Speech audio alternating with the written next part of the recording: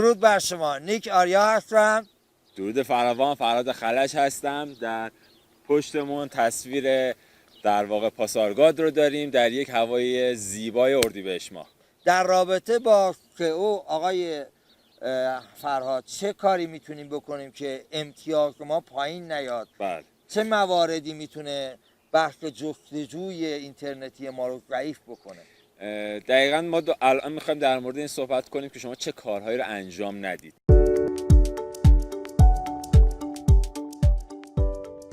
مهمترین مسئله‌ای که باید بهش دقت بکنید اینه که کپی کاری نکنید. بله. در تولید محتوا، چه نوشتن متن، تصویر، ویدیو، سعی باید بکنید که این محتویات توسط خود شما انجام بشه. بله.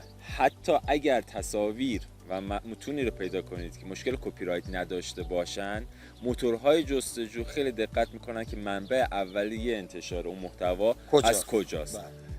مورد دوم عدم شفافیت قیمته.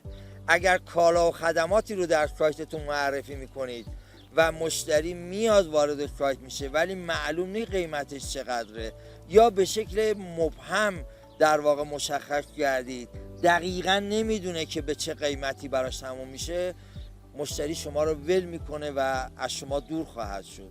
مورد بعدی اینه که شما خیلی کلان بیاید راجع به خدماتتون یا کالاتون معرفی بکنید. باید اون چرا که دارید معرفی میکنید با جزئیاتی باشه که برای مشتری شما قابل درک باشه. اندازه‌اش، رنگش، سایزش، مشخصاتش.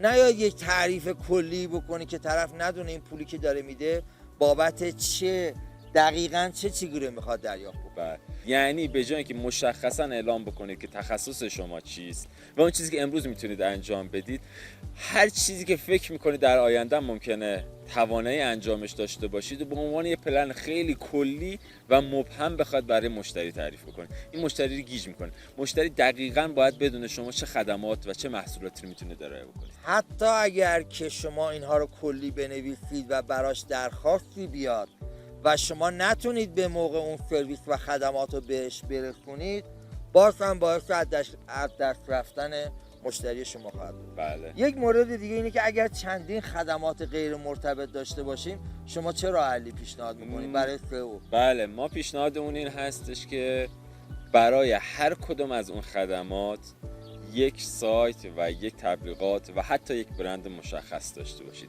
این که ما بخوایم چندین موضوع غیر مرتبط رو در قالب یک برند ارائه بدیم، بله. یه اصطلاح ساده است، میگن طرف همه کاره سویچ کاره. بله. نکته دیگه اینجا داریم که استفاده از ربات‌ها، خریدن لایک، کامنت، ویدیو و فالوورهای فیک. در مورد این چی پیشنهادی می‌کنید؟ بله، متاسفانه چیزی که امروز خیلی باب شده اینه که افراد میان به خاطر اینکه سریع به اون تارگت هایی که دارن برسن، میان فالوور میخرن، لایک میخرن، در بازدید میخرن، رو بحث‌های سئو در واقع خرید انجام میدن. شاید در یک مقطع خیلی کوتاه یک نتیجه ای ازش ببینن، اما به شدت در واقع دوباره سقوط میکنه. این رو بحث‌های موتورهای جستجو مسئله پایداری نخواهد بود. شما به جای اینکه اون هزینه رو به این شکل انجام بدید، بیایید وقت بذارید و تولید محتوای درست رو انجام بدید تا یک کار پایدار انجام بدید. نکته دیگه اینه که ما بیایم خریدن پیج هایی با فالوور بالا رو انجام بدیم. بله.